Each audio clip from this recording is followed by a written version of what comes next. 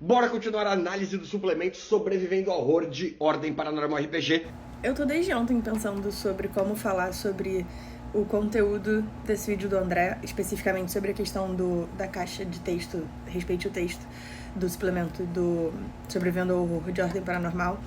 E eu acho que a maneira mais produtiva que eu tenho pra falar sobre ela é falando da perspectiva do meu outro lado, que não é o lado criadora de conteúdo de RPG, e sim advogada. Porque direito e RPG, eles se comunicam muito, não é à toa que a gente tem os advogados de regra. E a gente tem essa exata mesma discussão sobre respeitar o texto, respeitar a intenção de quem redigiu quando a gente fala da interpretação das leis. Muito rapidinho, do mesmo jeito que o sistema, o texto do sistema é o que rege o como funciona um RPG, o texto da lei é o que rege o como funciona a vida no mundo. Nessa nossa comparação, acaba que os narradores exercem uma função que os juízes exercem.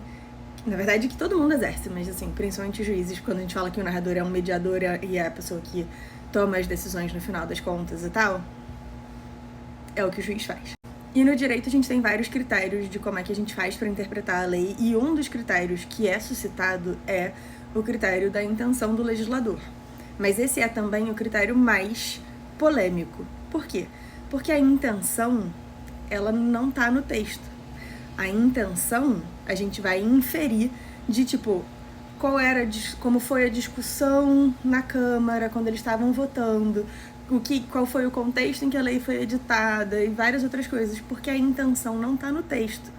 Então, assim, no direito, a intenção do legislador, ela é o critério mais fraco para a interpretação do que dizem as leis, porque a gente não tem como adivinhar o que cada uma das pessoas que mexeram no texto e que votaram para a aprovação desse texto pretendiam quando o texto foi editado. E eu acho que esse é o mesmo problema que eu tenho com a caixa de texto, respeite o texto. Quando a gente está escrevendo um sistema de RPG ou um cenário ou qualquer coisa assim, a gente precisa ser claro com o que a gente bota no texto. Porque as pessoas que vão ler o texto, elas não têm como saber a sua intenção. Elas só têm como saber o que você botou no texto. E aí quando a caixa de respeite o texto vem e diz: é claro que a coisa X, no exemplo que o André estava dando, ele estava falando de uma habilidade que é fuga ou qualquer coisa, de uma origem que é a origem do profetizado, e que, assim, o texto te dá a oportunidade de abusar do fato de que você sabe como você vai morrer e o efeito que isso tem pra você para ganhar bônus. Porque o texto da origem diz assim: saber como você vai morrer te deixa mais confiante, principalmente quando os sinais da sua premonição, sei lá, não estão presentes. E aí ele te dá um bônus, e se aparecer alguma coisa relacionada à sua profecia, você tem um outro bônus. Ele não dá, mecanicamente, no texto, uma razão pela qual você não se exporia às questões relacionadas ao como você vai morrer. Então, no texto, você é incentivado a farmar a sua profecia, para assim ganhar os bônus. Mas aí a caixa do respeite o texto diz: olha, a gente não disse que ser exposto ao que resulta na sua morte é ruim para você. Mas é claro que é. E se você ficar abusando disso, o mestre pode, ou deve, eu não lembro mais como é o texto, te punir. Ou, enfim, deve te fazer não usar. Assim, o problema da caixa é que ela diz para desrespeitar o texto. Ela não diz para respeitar o texto. Porque o texto, independente de qual seja a intenção por trás dele, o que o texto diz é que é bom ser exposto àquilo.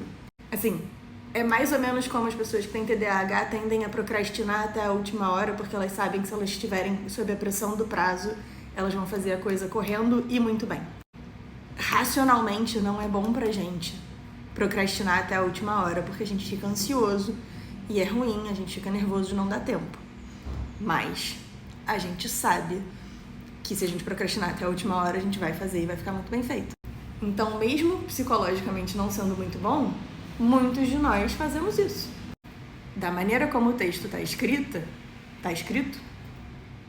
a habilidade do profetizado é como o hyperspeed do TDAH no último momento. Então, o problema da caixa de texto do Respeite o Texto é que ela, na verdade, pede que você interprete segundo a intenção do autor e não segundo o texto. Então, não é respeite o texto, é respeite a intenção.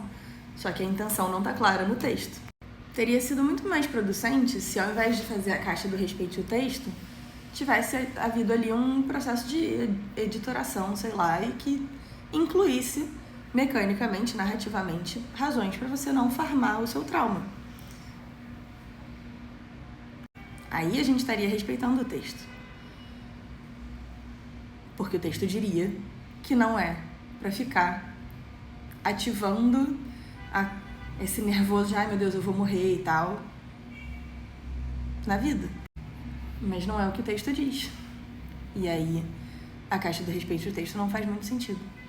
Eu acho que eu tava desde ontem querendo comentar sobre isso e tentando pensar na maneira mais produtiva para fazer isso, então acho que foi. Não é uma crítica de tipo, é horrível, mas assim, pra gente pensar no quão importante é a gente ser claro quando a gente escreve, principalmente quando a gente está escrevendo pros outros, principalmente quando a gente está escrevendo regra e a regra precisa ser clara, porque se a regra é clara, a gente não precisa pedir para respeitar o texto.